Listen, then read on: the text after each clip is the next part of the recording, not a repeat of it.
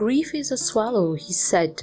One day you wake up and you think it's gone, but it's only migrated to some other place, warming its feathers.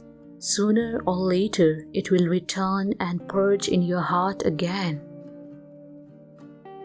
She was a foreigner, and, like all foreigners, she carried with her the shadow of an elsewhere.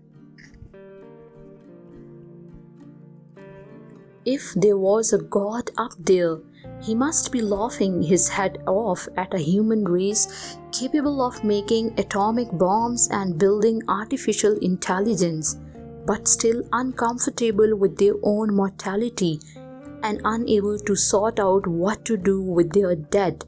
How pathetic it was to try to relegate death to the periphery of life when death was at the center of everything.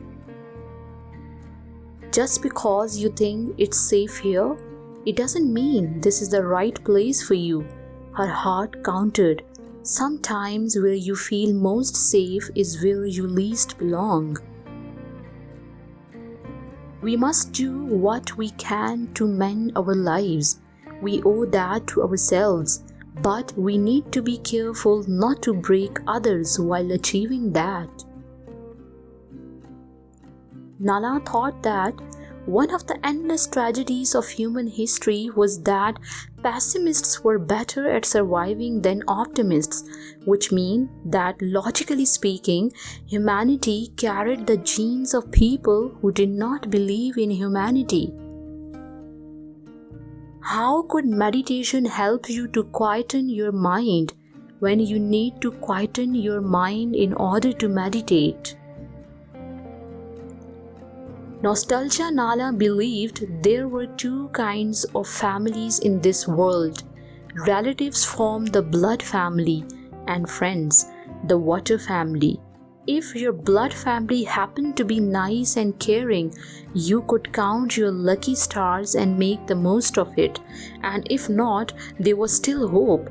Things could take a turn for the better once you were old enough to leave your sour home.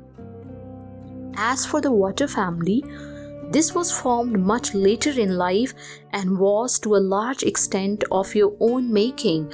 While it was true that nothing could take the place of a loving, happy blood family, in the absence of one, a good water family could wash away the hurt and pain collected inside like black soot.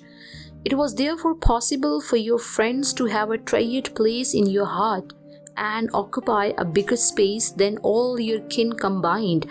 But those who had never experienced what it felt like to be spurned by their own relatives would not understand this truth in a million years. They would never know that there were times when water ran thicker than blood.